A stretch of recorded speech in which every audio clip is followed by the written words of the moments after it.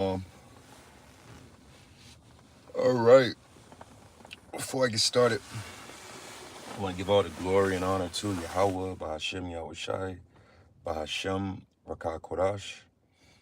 Double honors unto my apostles and others, a great millstone. Peace and safety to all the sincere Akim that's out here pushing this word in truth and in all sincerity. Shalom. And shalom to you sincere sisters as well that are out there. Again, back at it again, another early morning stream. Just sitting here meditating. And, I found a few articles, went to a few words. And, because yesterday I saw a few different videos were going viral. Still dealing with this food scarcity or fear of SNAP benefits not being refilled or replenished come November. Then when you go a little deeper in it, it's not just SNAP that's under possible being done away with, because that's the thing too, is that these benefits are possibly being done away with. And that's not just SNAP, that's WIC, basically any food, any social programs that are set up for people with food insecurities, right? Then there's Section 8, which deals with housing issues. And then you have other Medicaid. There's a lot of other different things that are under attack at the moment, all right? But today, in this stream, this lesson, we're going to focus in on what does the Bible say in regards to these times, because this is a major measuring gauge. This is a major gauge to measure, all right? Is the life of women being affected, okay? And I was speaking on this, like I said, I was telling if you sit back and you pay attention, when women feel a level of struggle, I'm in a bind. What was his name? Whatever that was, it said it all with Jada Pinkett. I'm in a bind, Byron, or whatever his name was.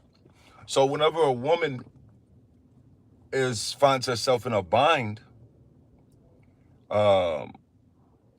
their first thoughts is normally prostitution. That's most women's first plan of attack.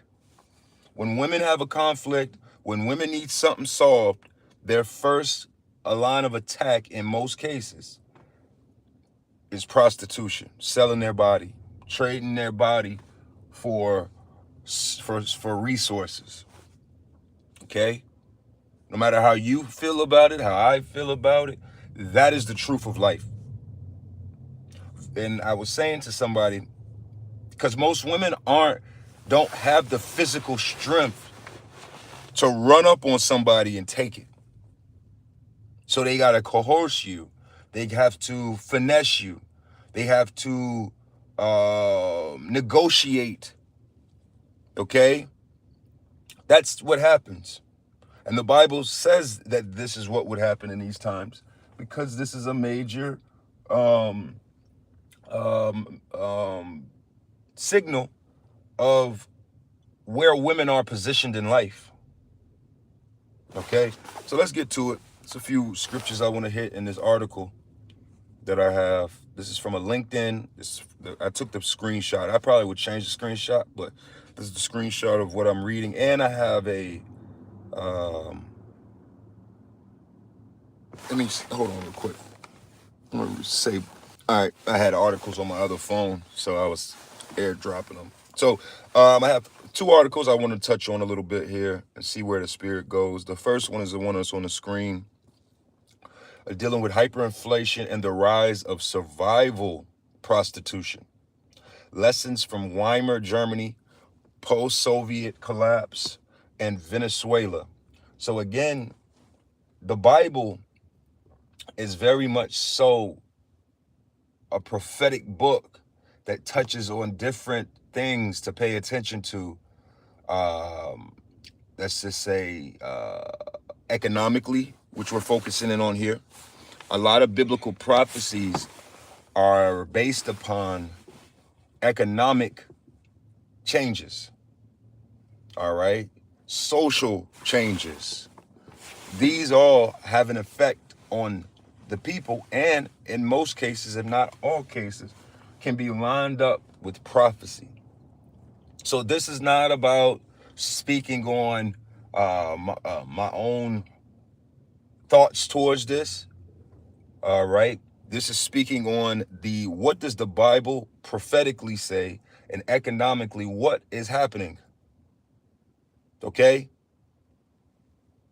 If you don't get it, this is a sign of how you will be able to tell how close we are to an economic collapse, is when you start seeing more prostitutes.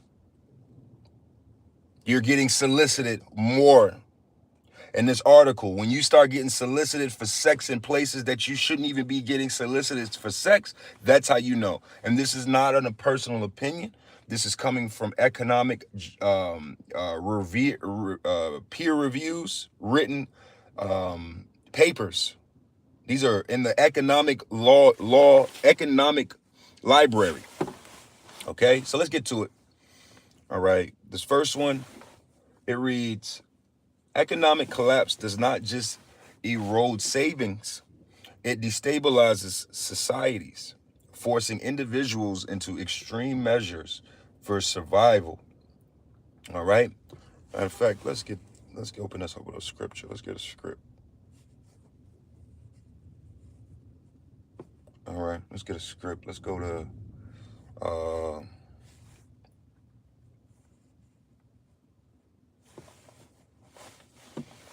right, this is Matthew 24:12. And it says, Matthew 24:12. And it says, and because iniquity shall abound, the love of many shall wax cold. See, in a proper society, where there's actual love and as the scriptures say, basically love for thy neighbor, love thy neighbor, this wouldn't happen, because everybody would come together, right, and help each other.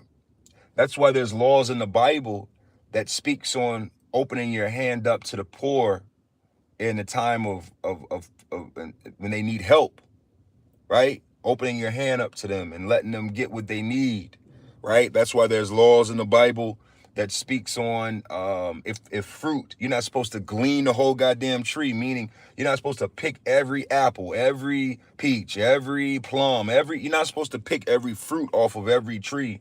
You're supposed to leave some for what? The poor. But see, this society says that this is a God-fearing nation, when in all actuality, it's the complete opposite. I live in the peach state, and I've never seen a peach tree in Georgia. I've never seen a peach tree in Georgia. 2 streets over from where I am right now is Peachtree. Peachtree Street. And there's not a peach tree on that motherfucker. You think that's by coincidence? You think that that's just a coincidence? That no, they prioritize. No. This place is forcing the masses of people into this hard-nosed survival of the fittest mind frame. Read this again, Matthew 24:12. And it says, and iniquity shall abound. And because iniquity shall abound, the love of many shall wax cold. People have a cold heart towards each other. So again, this is actually a sign of a crumbling, decaying, shitty society. See, you Israelite women, you so-called Negro, Latino, Native American women, you Israelite women, and really you women in general, really, you're going to be some of the first ones to feel this, and you're going to be some of the first ones to get in order. Let's get that. What is that, Isaiah? Let's get that real quick. I'm gonna get back to this article, but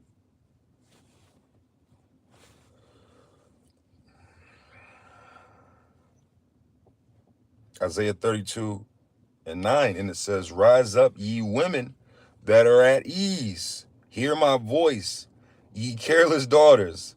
Give ear unto my speech." See, a lot of you women, you're going to be the first ones to feel it. See, men have been feeling it. Men have been complaining. Most truthers, most of the individuals that call out the bullshit of a society are men. Why? Because as the scriptures say, she that liveth in pleasure is dead while she liveth. Most women live a life in pleasure. They only care about pleasure. They only want to have fun, eat good. They don't want to. You try to introduce stoic principles into a woman's life, I promise you, 99% of them women is going to leave you for the next Epicurean nigga. That's just the truth. So these careless women who have been living in pleasure are now finding themselves not living in as much pleasure as they may have did 5 years ago, 10 years ago. I did a lesson yesterday speaking on America went from being damn near the top 10 happiest country in the world a little over 10, 15 years ago to now it's damn near not even in the top 25. It's like 24 this year. The lowest it's ever been since this record has been kept. So women will start to see and feel.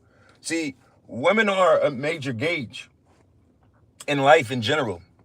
That's the thing about it. Women are nothing. Women are big mirrors. Okay? A woman, the woman in your life typically mirrors where your life is as a man. A woman, the way women are living in this society is a reflection of this society. Are women in order? Are women wholesome? Are women healthy? Are women healthy? Are women secure? Are women safe? Are women any of these things? And the answer in most cases is absolutely no. That's a gauge. That's why women are a major dictator of biblical prophecy as well. All right.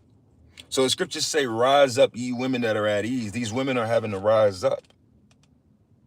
Ain't that many sugar daddies no more. Ain't that many niggas tricking no more. Ain't that many niggas looking to take you women on dates. Just free fucking food. You know how many women out here were just surviving over the last several years in their youth? Just going out on dates with niggas? 3, 4, 5 times a night, different niggas. I've met women in life that have gone on dates with 2 different men in the same day. Went on a lunch date and went on a dinner date. A lot of these women, they call them food prostitutes. Look it up. That's an actual term. Women who just simply date in the name of food. Men ain't got it like that to be tricking off, taking you to STK and Ruth Chris and Morton's and Prime and all of these expensive ass, Michelin ass star 3-star restaurants no more. All right.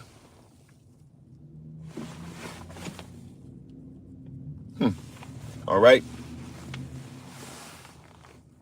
Let me finish this off. All right. So now back to the point. Women are raising up. Been raising up. But it's only just begun. See, that's why when that announcement came out, you had a lot of women go online. Hey man, you got women online saying, "Hey man, just teach me how to sell it. Just teach me how to sell it. If you know how to sell it, teach me how to sell it. If you are one buying, DM me." Because this is where women's minds go.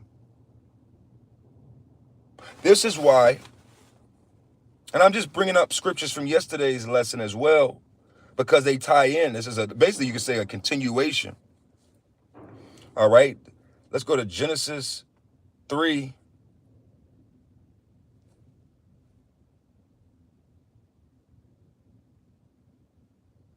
Bear me. Genesis 3:16, and it says, "And unto the woman he said, I will greatly multiply thy sorrow. See, how are women sorrowful? This is prophecy. How are women sorrowful if they're living in pleasure? This ties in with Isaiah 32, rising up ye women. See, a lot of the bullshit that Eve pulled off, that fruit, women didn't really start feeling the fruition of Eve's fuckery in the garden. Didn't really start playing out for you women until maybe the last 100 years. Okay? You're in the heart of what Eve did right now. That's why you're living in pleasure. See this, but as it says right here, thy sorrows and thy conception. All right. A lot of you women, man, you think that you've had to deal with birth pains. A lot of you women are about to have natural births out of the. What do you think is going to happen when hospitals are no longer there? What do you think is going to happen? A lot of you women are about to Little House on the Prairie style. Y'all about to give birth behind in the manger. Okay? By yourself. Ain't about to be no more all that extraness. This is why it says, and in sorrow thou shalt bring forth children, and thy desire shall be to thy husband, and he shall rule over thee. You women, even with husbands right now, are in a mind frame of women, men ruling over you. But see, in this time that I'm speaking on, that we're fastly approaching, right? You're gonna desire, as it says, your husband, and you're gonna want him to rule you. Going into Isaiah the 4th chapter. This ties, all of these go hand in hand with each other, precept upon precept. Because what's going to happen? The majority of you women are going to start seeing your co-workers, your family members. I'm talking about the females, your sisters, your aunties, your moms, your mother-in-laws, hey, all of your friends, whoever, any females around you, you're going to start seeing the majority of them is going to be selling that cat. Because majority of women are not going to.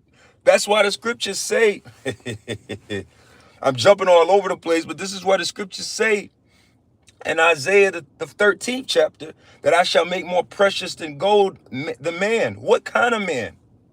The same men that the Lord say he's going to make paleness of faces and turn into basically have the spirit of a woman in travail? No.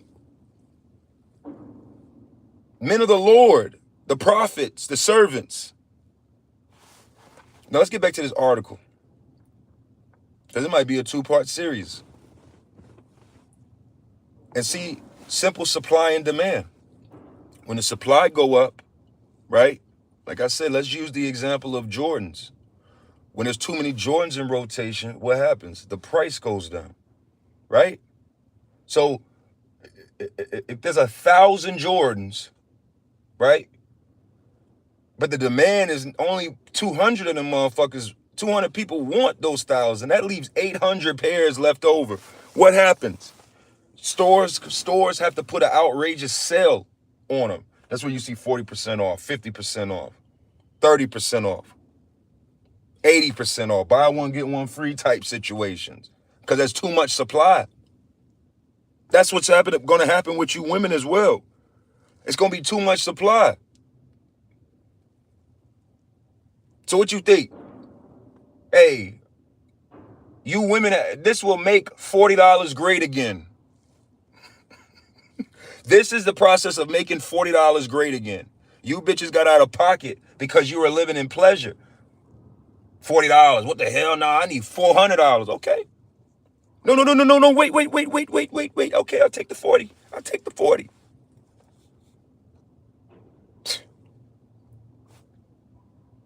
So let's go into this, back to this article.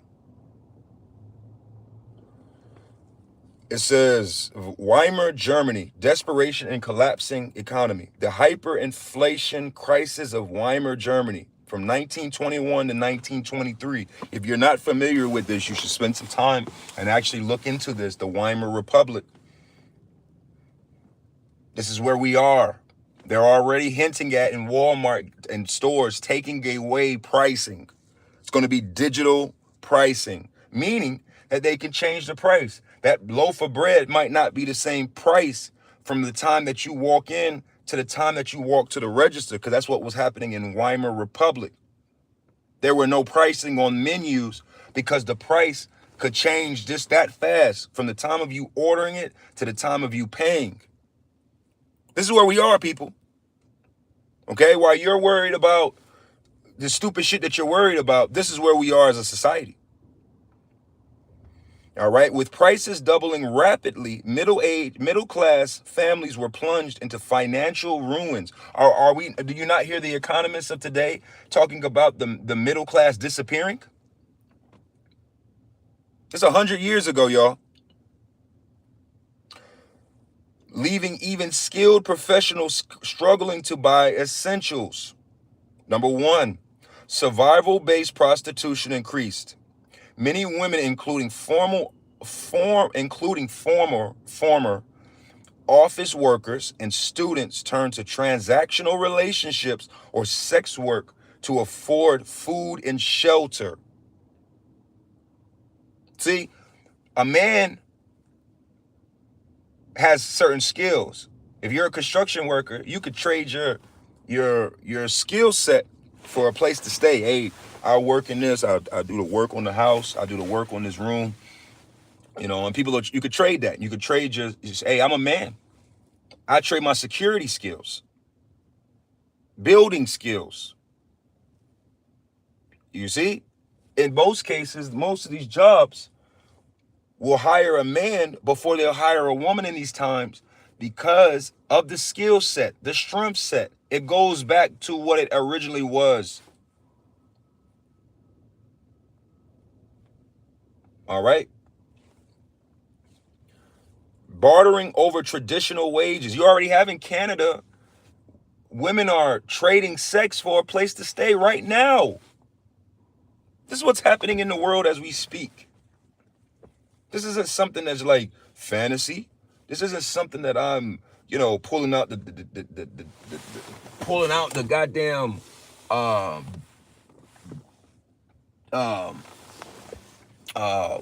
dark side of my fucking mind. I'm reading, this is historical things. Bartering over traditional wages. Entire districts in Berlin became known for informal exchanges of goods rather than monetary transactions as currency law loses its function. So a dollar is losing, the dollar, I believe, is losing 1% of its value. Let's look it up real quick.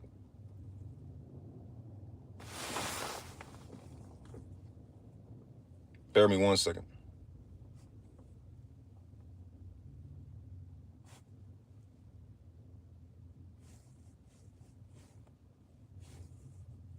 Bear me 1 second.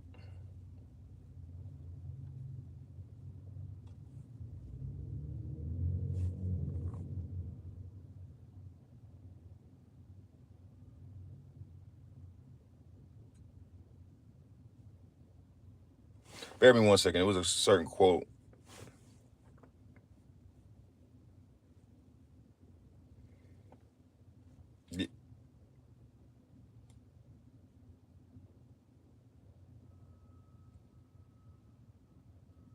Yeah, the dollar is losing about 1% of its value every month. Something of that exchange. I could look it up, but I don't want to, forget my main thoughts here. All right, so 1%. Right? Think about that. Same thing. So what happens? You're going to start bartering is going to increase. Trading.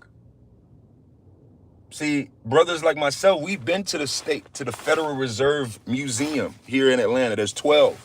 You can go to it, it's free. So we went, and they give you the history of money. And before money became a dollar form, as we see, because listen, the dollar just means a measure of gold. So before, when you would trade gold for items, then the dollar became a signal, a representative of the gold. But before all of this, it was bartering. I trade you a cup of rice for a cup of beans, right? That's the original thing. So then you're going to start having that.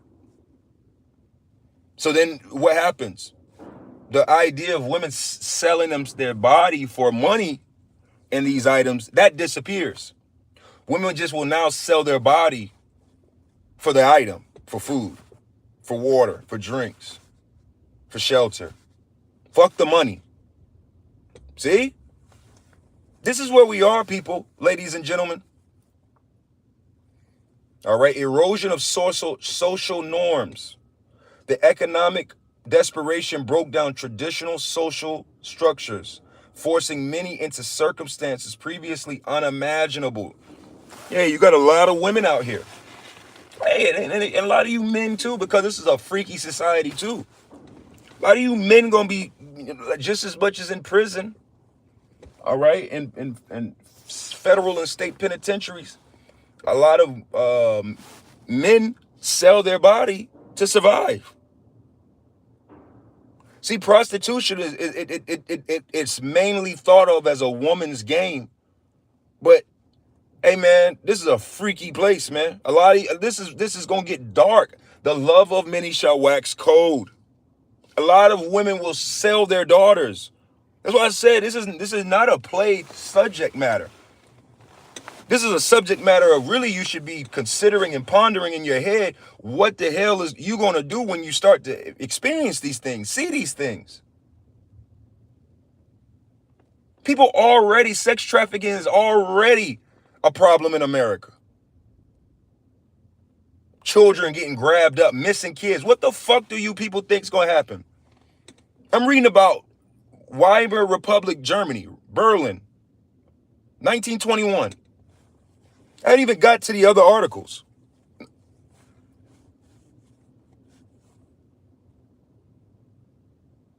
All right, post-Soviet collapse. A struggle for stability. After the fall of the Soviet Union in 1991, Russians and other former Soviet states faced economic collapse, mass unemployment, and a dismantling of state welfare. Is that not where we are right now? Is that not where America is? Is America not dismantling state welfares? Okay. Hyperinflation wiped out savings overnight. See, we're just dealing with inflation. Hyperinflation is on the way because we're losing value of the dollar. The value of the dollar is going down. The value of you as a person is going down. So prices will go up. This is why economics is, in fact, this is not an opinion, because that's what I went to college for. All right. When you're dealing with economics, economics is the number one studied subject. Economics there's more studies, more peer reviews, more everything with economics than medicine and law. Bear me 1 second. So again, dealing with this, leaving millions in financial distress. Does not the scripture say in Luke 21 that the distress of nations? This is that as well. This is a distress of nations. Okay. Now it says, number one, this is dealing with the Soviet Union in 91. It says a surge in transactional sex work with little social support. Many women, including formal professionals, turned to informal economies for survival. Right. Most women do not have the strength to kick in a front door, to take it, running a house with a shotty and beating people over the head and taking over whole families. All right? That's not what their strengths are. Now, this is why there's a surge in this. Their strength is in prostitution. Hey, men will always will buy pussy. Right? That's just the truth. You got a lot of nasty. That's why, again, going back to Genesis, the 3rd chapter, a woman's desire shall be to her husband. You're going to need somebody to protect you, to watch over you. That's the truth. All of this I don't need a man shit is about to, that I don't need a man shit is about to disappear from the planet Earth and never come back.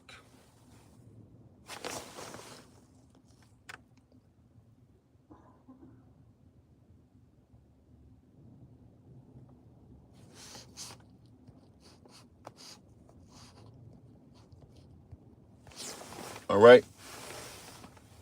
This is the truth. All right?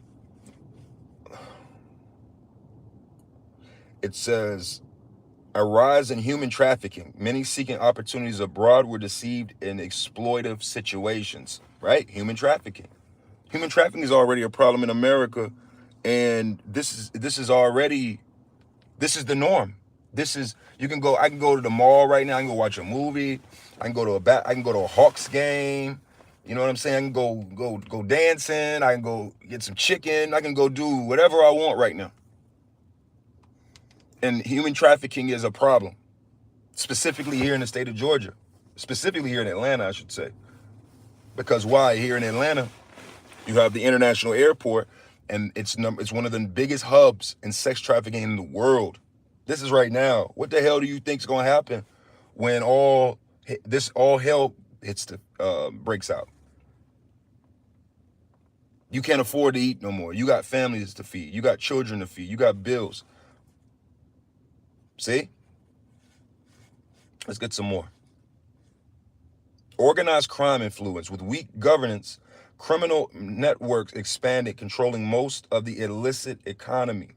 The collapse of the Soviet Union illustrated how economic turmoil can rapidly lead to widespread exploitation and insecurities. See?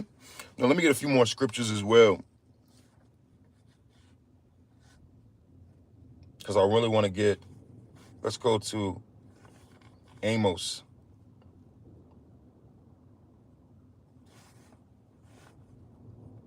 Amos 7:17.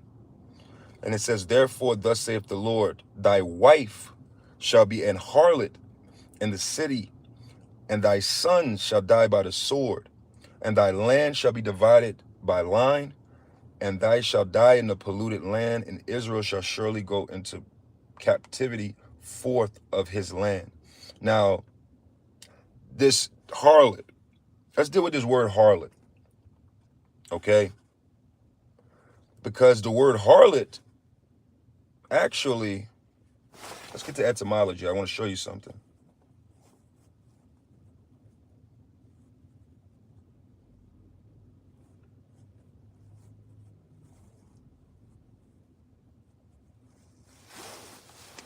All right.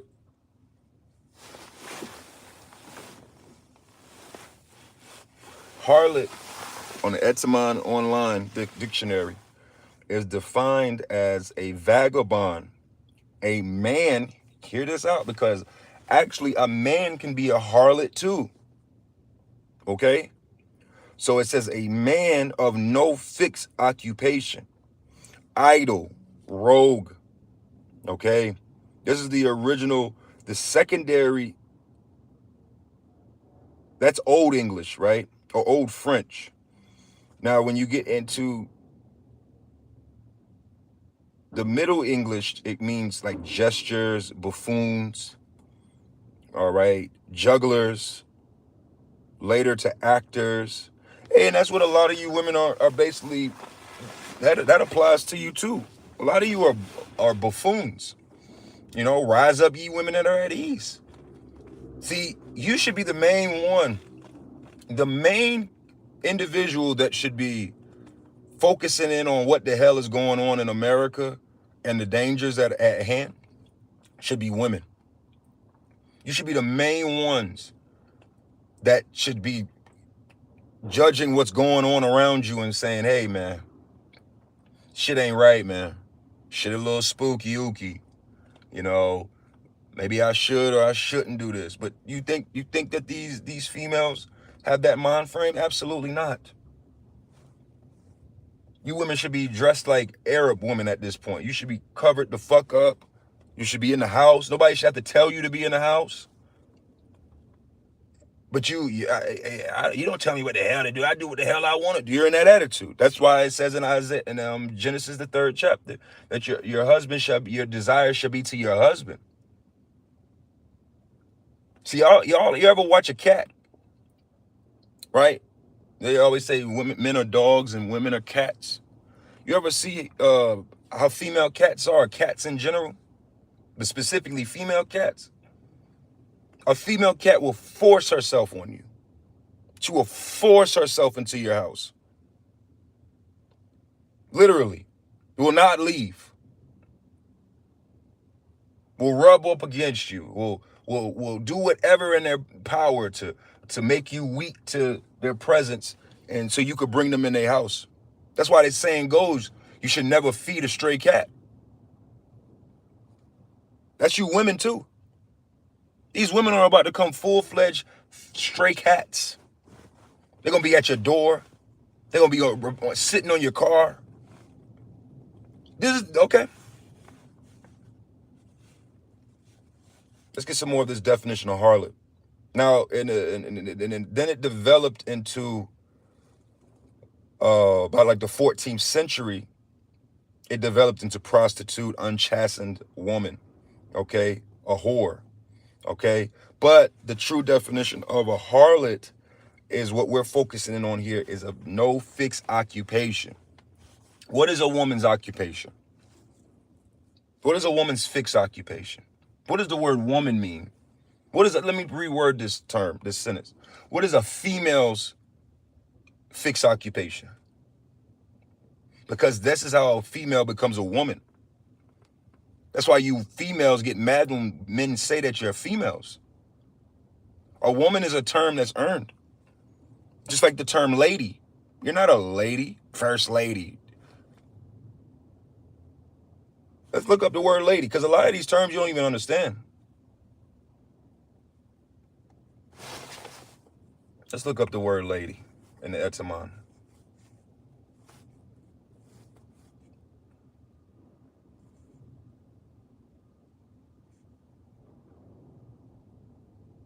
Lady, a mistress of a household, a wife of a lord. So to be a lady, you gotta have a husband. See? First lady it is. Bitch, you're a whore. The fuck you talking about? To be a lady, you have to have a lord. You have to have a husband. This is the one that, and it says apparently, literally, one who needs bread. So basically, a lady is somebody who deals with bread, makes dough, shit like that. A lot of you bitches, a lot of you bitches can't make pancakes. Facts. A lot of you bitches can't take the Aunt Jemima pancake mix, complete mix, add fucking water to it, mix it, and make fucking pancakes. But you're a lady. See? The word woman means servant. Your duty, your job. Let me get out the scriptures. Lord didn't create your ass to come down here on the planet Earth and fucking be a security officer. Lord didn't create you women to come down here and do all the goofy shit that you're doing on the planet Earth. That's not what you were created for. You can believe whatever you want to believe and all of this feminist bullshit, but the reality of it all is you were created for your husband. You were created to work in your goddamn husband's house. That's what your job is. That's what makes you a harlot. See, you're a harlot because you're always with you're from one man to the next man to the next man. To hell with just the aspect of sex involved. You're just from one job to the next job. That's a harlot. You're a vagabond wife. Let's get this. Let me get this. What is that? 1 Corinthians. And I'm probably going to close up here in a minute. This might be a second part. This is 1 Corinthians 11 and 3. And it says, but I would have you know that the head of every man is Yahushua. And the head of the woman is the man. And the head of of Yahweh Shai is the Lord, or is Yahweh. Okay, so who the world ignorantly calls God, he's over who the world ignorantly calls Jesus, whose name is Yahweh Shai, and in the Yahweh Shai, who the world ignorantly calls Jesus, is over the man, specifically the Israelite man, and then the Israelite man is over the woman, and then the woman is over the children. That's the order. That's the divine order. All right, 1 Corinthians 11:8. For the man is not of the woman, but the woman of the man. Neither was the man created for the woman, but the woman for the man. Y'all were created for us. You women were created for men, not the other. We were not created here to fulfill your every stupid desire. That's why, again, where is this sorrow? These women aren't sorrowful yet. Okay? So let's get a little bit more in this article and let's just see where it goes from there. And I'm about to close up here. All right. Damn, that was another scripture I wanted. Shit. If it comes back, Lord willingly. All right. Oh, shit.